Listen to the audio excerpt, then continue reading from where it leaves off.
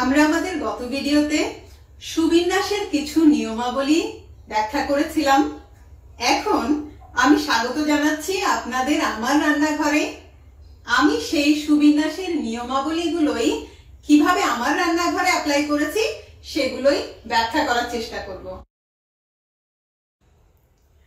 আমাদের প্রথম নিয়মটি হচ্ছে যে আমাদের যেই কাজের যেই জায়গা, আমরা যেখানে দাঁড়িয়ে যেই কাজটি করব সেখানেই কিন্তু সেই কাজটির সমস্ত উপকরণ থাকতে হবে।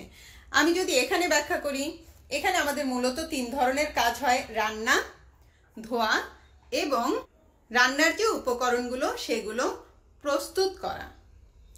এখানে যদি চলে আসি, রান্না করার সময় আমাদের সাধারণত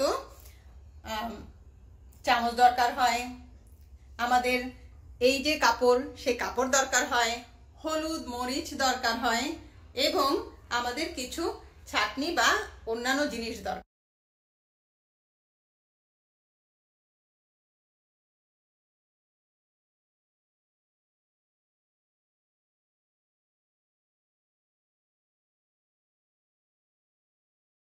তার মানে এখানে দাঁড়িয়ে যে কাজ করবে সে কিন্তু হাতের কাছেই রান্নার সব উপকরণ পেয়ে যাচ্ছে। এখানে ধোয়া হয়, সো ধোয়ার জন্য যেই জিনিসগুলো দরকার হয়, যেমন সাবান এবং মাজার জন্য কিছু উপকরণ, এবং এখানে আপনি খেয়াল করলে দেখবেন যে এখানে প্রসিডিওরটাও লেখা আছে, যেন আমরা যে কেউ এখানে দাঁড়িয়ে কাজ করতে চাইলেই নিয়মটা আগে দেখে নিবে যে পানি দিয়ে ফার্স্টে একবার ধুয়ে নিতে হবে এবং এর পরের বার লিকুইড সাবান দিয়ে ধুতে হবে। সো আমাদের কাজের জায়গায় কিন্তু প্রসিডিওর থাকাটা খুব জরুরি। এবং এইখানে যখন আমরা প্রস্তুত করছি কিছু, আমাদের কাজের আউটলেটটা যে ইলেকট্রিসিটি সেটা এখানে আছে এবং আমাদের উপকরণ প্রস্তুতের জন্য যা দরকারি সেগুলো সব এখানেই আছে। আমাদের দ্বিতীয় নিয়ম হচ্ছে আমাদের যে জিনিস যত ঘন ঘন দরকার হবে সেই জিনিস আমরা তত হাতের কাছে রাখবো। এই যে এখানে দেখছেন চা পাতা, চিনি, গুঁড়ো দুধ, আমাদের চা বানাতে এটা খুব ঘন ঘন দরকার হয়, এজন্য এটা একদম সামনে আছে। একদম পিছনে আছে যে জিনিসগুলো আমাদের একদম কম দরকার হয়।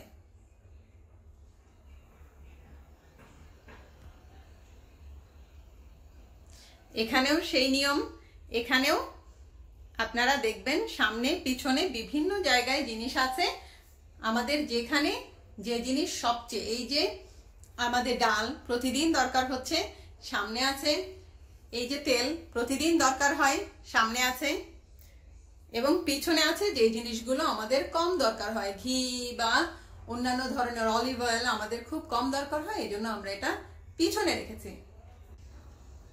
আমাদের তৃতীয় নিয়ম, আমরা জিনিস এমনভাবে রাখবো যেন আমাদের ঝুঁকতে না হয়।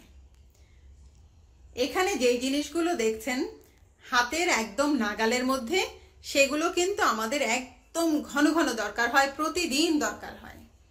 কিন্তু আপনি দেখছেন যে যেই জিনিসগুলো আমাদের দরকার তেমন একটা হচ্ছে না, সেই জিনিসগুলো নিচে আছে। তার মানে আমাদের কাজের জায়গায় যেই জিনিসগুলো আমাদের ঘন ঘন দরকার হচ্ছে সেই জিনিসগুলো কিন্তু আমরা হাতের নাগালে রেখেছি এবং ঘুরা, মোচড়ানো অথবা ঝুঁকা এই জিনিসগুলো আমরা অ্যাভয়েড করার চেষ্টা করেছি। একদম আমাদের কাজের জিনিস হাতের কাছেই থাকবে। আমাদের চতুর্থ নিয়ম হচ্ছে এমনভাবে আমরা জিনিস রাখবো যেন খুব সহজে আমরা খুঁজে পেতে পারি।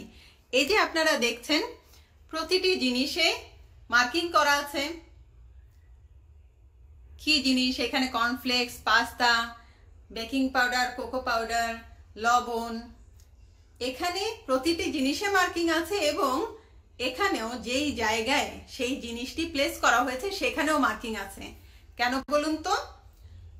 কারণ আমি যদি কোনো কারণে এটি নিয়ে যাই তখন এই জায়গাটি আমাকে বলে দিবে যে এখানে একটা জিনিস মিসিং আছে। অতএব আমরা সহজে যেন খুঁজে পাই।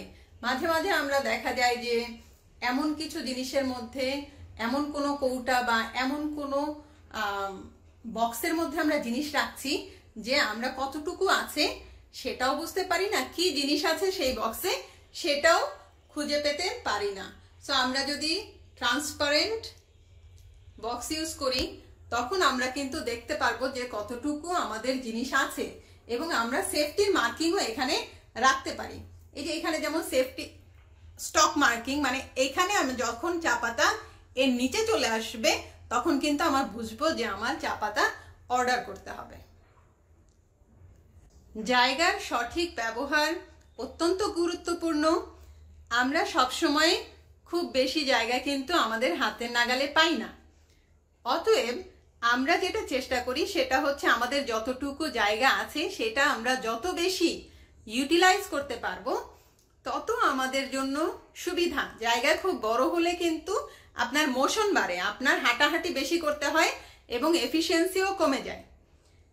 অতএব জায়গার সদ্ব্যবহার করা, আমাদের জায়গা যত কম জায়গায় আমরা যত বেশি জিনিস রাখতে পারবো, কাজের জিনিস, তত তাড়াতাড়ি কিন্তু আমরা সেই কাজটি করতে পারবো। তো এখানে দেখেন এইটুকু জায়গার মধ্যে কিন্তু আমাদের জায়গার খুব ভালো সদ্ব্যবহার হয়নি, কিন্তু এখানে আমরা যখন একটা শেলফের মতো তৈরি করে নিয়েছি আমরা কিন্তু একদম পুরোটা জায়গা ব্যবহার করতে পেরেছি। নিচে আমাদের জিনিস আছে এবং উপরেও কিন্তু আটা, ময়দা, চালের গুঁড়া যা দরকার সেই জিনিসগুলো আমরা খুব সহজে রেখে দিতে পেরেছি। আমাদের পরবর্তী নিয়মটি হচ্ছে ভিড় এড়াতে হবে। এখানে আমরা এমনভাবে জিনিস রাখবো যেন আমাদের ভিড় না হয়। এই যে এইটুকু জায়গার মধ্যে, এটা কিন্তু রান্নাঘরটা বড় জোর 9 ফিট বাই 9 ফিট হবে, এতটুকু জায়গার মধ্যেই কিন্তু এমনভাবে জিনিস রাখা হয়েছে যেন পরপর কয়েকটি কাজ না হয়। এই যে ধোয়াধুয়ির কাজের থেকে কিন্তু এই উপকরণ রেডি করার জায়গার মাঝখানে কিছু ফ্রি জায়গা আছে, সো দ্যাট একটা কাজের পর দুইজন মানুষ যদি এসে একসাথে কাজ করতে চায় তাহলে কাজ করতে পারবে। আবার এই জায়গাটি রাখার আরো একটি কারণ আছে, রান্না করে আমরা জিনিসগুলো এখানে সহজে রাখতে পারি। তার মানে প্রতিটা জিনিসের জন্য কিন্তু একটি নির্দিষ্ট জায়গা আছে। আমাদের পরবর্তী নিয়ম হচ্ছে ভারী জিনিস নিচে এবং হালকা জিনিস উপরে রাখতে হবে। প্রথমেই বলি, এই যে সমান্তরাল, আমাদের হাতের সমান্তরালে যেই সব জিনিসগুলো আছে সেগুলো একদম ঘন ঘন যেগুলো ইউজ হয় সেই জিনিসগুলো আছে, কিন্তু একদম উপরে এবং একদম নিচে যেই জিনিসগুলো আছে সেগুলো কিন্তু আমরা ততটা ঘন ঘন ব্যবহার করি না। যদি ব্যবহার করতাম তাহলে আমাদের বারবার ঝুঁকতে হতো এবং বারবার কষ্ট করে জিনিস নিতে হতো।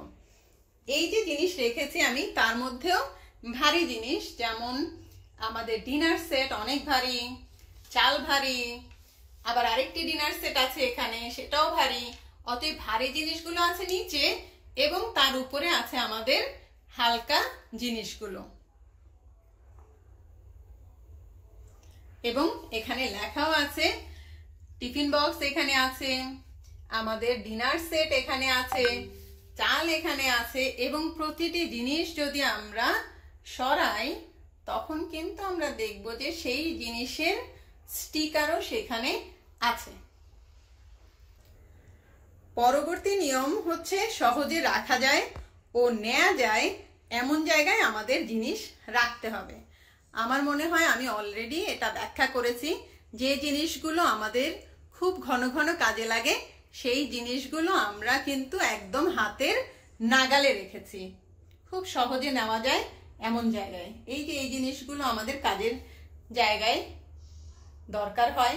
আমি যদি এটাকে একটা বক্সে না রাখতাম, একটা ঝুড়ির মতো জায়গায় না রাখতাম, তাহলে কিন্তু দেখা যেত যে এটার কোনো নির্দিষ্ট জায়গা পাচ্ছে না। সো খুচরো খুচরো জিনিসগুলো কিন্তু আমরা চেষ্টা করি একটা বক্সের মধ্যে বা কোনো কন্টেনারের মধ্যে রাখতে, যেন আমরা তাকে একটা নির্দিষ্ট জায়গা দিতে পারি। পরবর্তী নিয়মটি হচ্ছে একসাথে কাজে লাগলে একসাথে রাখা। এই যে এখানে রাখা হয়েছে কোকো পাউডার, বেকিং পাউডার, এই দুটো জিনিস কিন্তু একসাথে কাজে লাগে। কিভাবে? কেক যদি